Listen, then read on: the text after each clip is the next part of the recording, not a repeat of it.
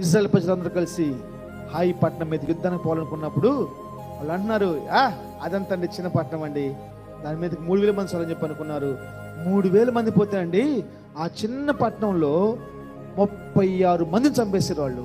Bible రాసిన భయంకరమైన మాట ఏం తెలుసా? 7వ అధ్యాయము 4వ వచనం. కాబట్టి జనులలో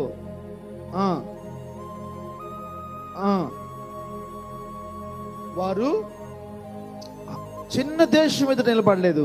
దేవుని బిడ్డలారా జాగ్రత్తగా అండి. ఈరోజు చిన్న చిన్న సమస్యల్లో, చిన్న చిన్న ఇబ్బందుల్లో మనం విశ్వాసం తప్పిపోతున్నాం. చిన్న చిన్నవే మనం తప్పిపోతూ ఉన్నాం, మనం నిలబడలేకపోతున్నాం. యేసు నామములో వాటిని ఎదుర్కొనే కృపాశక్తి మీకు దయచేయను గాక. సమయం అయిపోతుంది, నేను తొందరగా చెప్పేస్తాను. బైబిల్ చెప్తున్న మాట ఏం తెలుసా? ఎప్పుడైతే వాళ్ళు వెళ్ళారో వాళ్ళు ఓడిపోయారు. 36 మంది చనిపోయారు.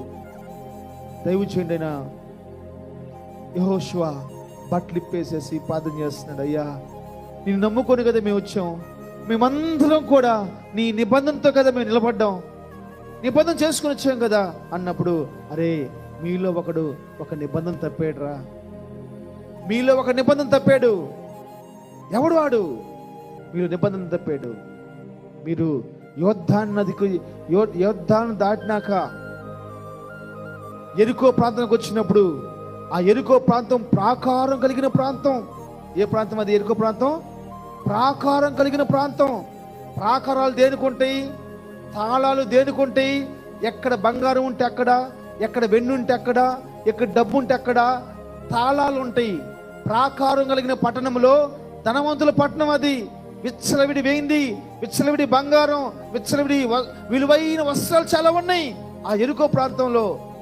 దేవుడు అంటాడు, వాటిని చూసి మీరు ఆశపడొద్దు, ఆ వస్త్రాలను చూసి మీరు ఆశపడొద్దు, ఆ వెండిని చూసి మీరు ఆశపడొద్దు, ఆ బంగారం చూసి మీరు ఆశపడొద్దు. దానికంటే మరి శ్రేష్టమైన పాలు తేనెలు ప్రవహించే దేశాన్ని నేను మిమ్మల్ని తీసుకెళ్తున్నాను. ఈ భూలోకంలో మనం నివసిస్తున్నప్పుడు కొన్నిటిని చూసి మనం ఆశపడి అక్కడే గనక ఉండిపోయినట్లయితే శ్రేష్టమైన పరలోక రాజ్యాన్ని మనం పొందుకోలేము. శాశ్వత కాలం నివసించే దేశాన్ని మనం కోల్పోతాము. దానికి సాదృశ్యమేది. దాన్ని చూసి మీరు ఆశపడొద్దని చెప్పేసి అని దేవుడు వాళ్ళందరి చేత ఒక తీర్మానం చేపిస్తాడు. ఏమి తీసుకోవద్దని చెప్పంటారు, తీసుకోమంటారు. కానీ పనికి మాలినోడు ఒకడు ఉన్నాడండి. పనికి మాలినోడు ఒకడు ఉన్నాడు. ఎవరు తెలుసా? ఆకాను. ఆకాను ఆ బంగారం మీద ఆశపడి, ఆ వస్త్రాల మీద ఆశపడి, ఆ వెండి మీద ఆశపడేసేసేసి తీసుకున్నాడంట. బైబిల్ చెప్తున్న మాట ఏం తెలుసా? 36 మంది అన్యం పుణ్యం ఎరుగని యుద్ధం చేసే వాళ్ళు చనిపోయారండి. ఆ నిబంధన ఒక్కటి తప్పిపోతే గుర్తుపెట్టుకోండి, దేవుడు రాజ్యం కోసం ఇంతమంది మీరు కూడొచ్చినారు కదా. ఎవరో మనలో ఒక అవిశ్వాసగా ఉంటాను బట్టి, ఒక వంకర పని చేయడానికి బట్టి ఎవరికి తప్పొచ్చి తెలుసా? ఫస్ట్ సేవకుని అంటారు, తర్వాత సహవాసాన్ని అంటారు. నువ్వు చేసిన మంచి పనిని బట్టి ఒక కుటుంబం మందిరం నడిపించబడిద్దండి. ఒక్కడేనండి, ఒక్కడే కారణం. 100 మంది అవసరం లేదు. నేను ఎంత భక్తిగా ఉన్నా, ఎంత పరిశుద్ధంగా ఉన్నా, ఎంత నీతిగా ఉన్నా, నాకు వచ్చిన ప్రతి దానిలో నేను దశంభాగం తీసి కట్టగా ఉన్నా, అందరి కోసం యథార్థంగా ప్రార్థన చేస్తున్నా సరే, నువ్వు చేస్తున్న ఒక చిన్న మిస్టేక్ని బట్టి సహవాసం నాశనం అయిపోతున్న కారణమైంది.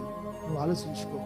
ఒక్కడు ఆకాను చేసిన తప్పును బట్టేసి 36 మంది చచ్చిపోయారు. బైబిల్ మళ్ళొక చదవనమ్మా.